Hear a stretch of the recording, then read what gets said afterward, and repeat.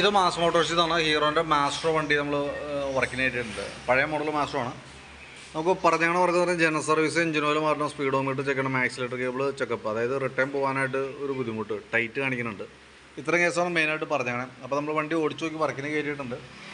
നമുക്ക് വർക്കിൻ്റെ ഭാഗമായിട്ട് നമ്മൾ ബാക്ക് ബ്രേക്കിൻ്റെ ഭാഗം നമ്മൾ ചെക്ക് ചെയ്യാൻ വേണ്ടി അയച്ചിട്ടുണ്ട്. ബ്രേക്ക് ലൈനറൊക്കെ കമ്പനി ലൈനർ കിടക്കണേ, അത്യാവശ്യം വലിയ പഴക്കമില്ലാത്ത ലൈനറാണ്. അപ്പോൾ ബ്രേക്ക് ക്യാമൊക്കെ ഒന്ന് അഴിച്ച് ഗ്രീസ് ചെയ്ത് റീസെറ്റ് ചെയ്താൽ മതി. ബാക്ക് വീൽ പിടിപ്പിക്കുന്നത് ഈ ഒരു ഷാഫ്റ്റും വേണം. അതിൻ്റെ ബെയറിങ്ങിൻ്റെ ഒക്കെ പ്ലേ നമ്മൾ ചെക്ക് ചെയ്ത് വേറെ കംപ്ലയിൻ്റ് ഒന്നുമില്ല. ബാക്കിലത്തെ ടയറായാലും പുതിയ ടയറാണ്, ഹബിനായാലും വേറെ പറയത്തൊക്കെ കംപ്ലയിൻ്റ് ഒന്നുമില്ല. നമ്മൾ ഗിയർ ബോക്സിനകത്ത് ഓയിൽ നോക്കുമ്പോൾ ഓയിൽ ഈ ഒരു അവസ്ഥയിലേക്കാണ് കേട്ടോ. അതായത് ഇവിടുത്തെ ഈ പൈപ്പ് വിട്ട് കിടന്നിട്ട് അതിൻ്റെ ഉള്ളിൽ കൂടെ ഗിയർ ബോക്സിനകത്തേക്ക് വെള്ളം ഇറങ്ങിയ കാരണം. അപ്പോൾ അതാണ് ആ കംപ്ലയിൻറ്റിൻ്റെ ഈ ഓയിൽ ഇങ്ങനെ ആവാനുള്ള കാരണം കേട്ടോ. അപ്പോൾ ഞാൻ അതിൻ്റെ ഉള്ളൊന്ന്, അതായത് ശരിക്കും ഇങ്ങനെ വന്നു കഴിഞ്ഞാൽ ഗിയർ ബോക്സ് ഫുള്ളായിട്ട് അഴിച്ച് ക്ലീൻ ചെയ്ത് മിക്കവാറും ബെയറിങ്ങിന് ഏതെങ്കിലും കംപ്ലയിൻ്റ് ഉണ്ടെങ്കിൽ ആ ബെയറിങ് മാറ്റിയിട്ട് വേണം റീസെറ്റ് ചെയ്യാനായിട്ട്. തൽക്കാലം ബെയറിങ്ങിന് പ്ലേ ഇല്ലാത്തത് കൊണ്ട് നമ്മളിപ്പോൾ പഴയ ഓയിൽ കൊടുത്തിട്ടൊന്ന് വാഷ് ചെയ്തെടുക്കാം. അതിന് ശേഷം ഗിയർ ഓയിൽ മാറ്റി റീസെറ്റ് ചെയ്യാം. ഇവിടുത്തെ ഈ പൈപ്പ് സ്വാഭാവികമായിട്ടും നമ്മൾ കഴുകണ സമയത്തൊക്കെ കൈ തട്ടി വിട്ടു പോരാൻ സാധ്യതയുള്ളതാണ്. അതിങ്ങനെ വെറുതെ ഫ്രീ ആയിട്ട് വെച്ചേക്കണ പൈപ്പാണ്, അതൊന്ന് ശ്രദ്ധിച്ചോണം.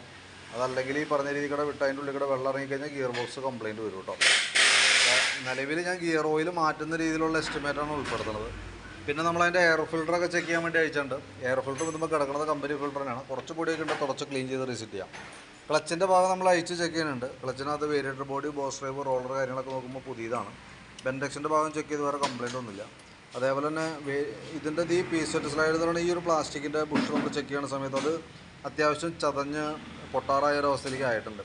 അപ്പോൾ ഇതൊന്ന് മാറ്റിയിടേണ്ടി വരും കേട്ടോ. കാരണം അതല്ലെങ്കിൽ കിടന്ന് ഓടിക്കഴിഞ്ഞാൽ വീല് ഡാമേജ് ആവാനുള്ള സാധ്യത കൂടുതലാണ്. ബെൽറ്റ് നമ്മൾ നോക്കി, കമ്പനി ബെൽറ്റ് കിടക്കണം, പുതിയ ബെൽറ്റാണ്, വലിയ പഴക്കമായിട്ടില്ല.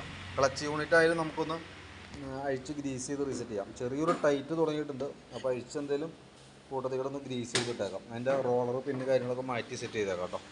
പിന്നെ അതേപോലെ തന്നെ എഞ്ചിൻ ഹെഡിൻ്റെ ഭാഗം ചെക്ക് ചെയ്തു. ലീക്കേജ് കാര്യങ്ങളൊന്നുമില്ല. കാർബറേറ്ററുമായി ബന്ധപ്പെട്ട് വേറെ പ്രത്യേകിച്ച് കംപ്ലയിൻ്റ് ഒന്നുമില്ല. ഓവർഫ്ലോ അങ്ങനത്തെ മിസ്സിങ്ങിൻ്റെ പ്രശ്നമോ അങ്ങനെ എന്ത് നിലവിൽ പ്രത്യക്ഷത്തിൽ കാണുന്നില്ല. ആക്സിലേറ്റർ കേബിൾ ടൈറ്റാണ്. അപ്പോൾ അത് നമുക്ക് വേറെ ഒന്നും ചെയ്യാൻ പറ്റില്ല. ആക്സിലേറ്റർ കേബിൾ മാറ്റി പുതിയത് ഇടാനേ പറ്റുള്ളൂ. അപ്പോൾ എസ്റ്റിമേറ്റിനകത്ത് ഞാൻ ആക്സിലേറ്റർ കേബിൾ മാറ്റുന്ന അടക്കമുള്ള രീതിയിലുള്ള എസ്റ്റിമേറ്റ് ഇടണേ. അപ്പോൾ വീഡിയോ കണ്ടുമ്പോൾ നോക്കിയിട്ടൊന്ന് റിപ്ലൈ ഇട്ടാൽ മതി. പിന്നെ ഫ്രണ്ടിലേക്ക് വരുമ്പോൾ ഫ്രണ്ട് ബുഷുകളൊക്കെ ഗ്രീസ് ചെയ്യാൻ വേണ്ടി അയച്ചാണ്. അപ്പോൾ അതിൻ്റെ ഗ്രീൻ ബുഷ്, ഈ ബുഷൊക്കെ നല്ല രീതിയിൽ കംപ്ലയിൻറ്റ് വന്നിട്ടുണ്ട്. ലിങ്കിൻ്റെ ബുഷിനായാലും ഇത്രയും പ്ലേ കാണിക്കുന്നുണ്ട്, ഇത്ര ഷെയ്ക്ക് ഉണ്ട് കേട്ടോ. രണ്ട് സൈഡും ഉണ്ട്, നല്ല രീതിയിൽ ഷെയ്ക്ക് കാണിക്കുന്നുണ്ട്. ഇത് ശരിക്കും കോപ്പർ ടൈപ്പ് ബുഷാണ്. ഏകദേശം ഒരു 500 രൂപ മുകളിൽ നമുക്കതിന് വിലയുള്ളതാണ് കേട്ടോ. അപ്പോൾ എസ്റ്റിമേറ്റിനകത്ത് ഞാൻ ആ ബുഷ് ഉൾപ്പെടുത്തുന്നുണ്ട്, ഈ ലിങ്കിൻ്റെ ബുഷ് ഉൾപ്പെടുത്തുന്നുണ്ട്. പിന്നെ സ്പീഡോമീറ്റർ ചെക്കപ്പ് പറഞ്ഞിട്ടുണ്ട്. മീറ്റർ ഓൾറെഡി ഇതിനകത്ത് വിട്ടെടുക്കണം. അപ്പോൾ മീറ്ററും അതിൻ്റെ ഉള്ളിൽ വരുന്ന ഈ തന്നെ ക്രൗണ് പിൻ സെറ്റ് മാറ്റിയിട്ട് കഴിഞ്ഞാൽ മീറ്റർ വർക്കിംഗ് ആയിക്കോളും.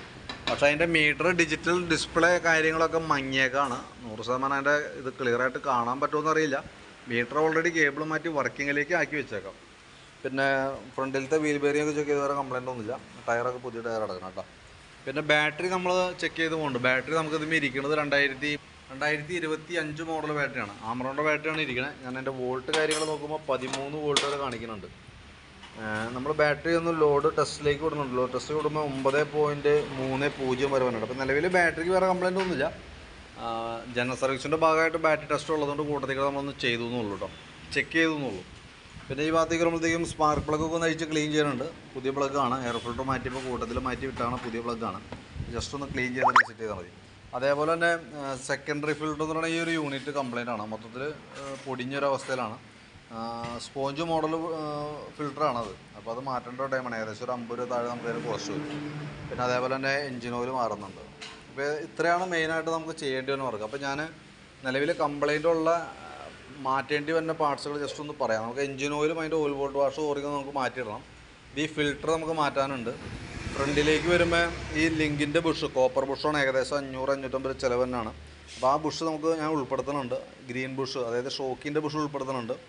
സ്പീഡോമീറ്ററിനകത്ത് കേബിളും ക്രൗണും പിനിയനും ഉൾപ്പെടുത്തുന്നുണ്ട്. പിന്നെ നമുക്ക് ഈ സൈഡിലേക്ക് വരുമ്പോഴത്തേക്കും ആക്സിലേറ്റർ കേബിൾ ഉൾപ്പെടുത്തുന്നുണ്ട്.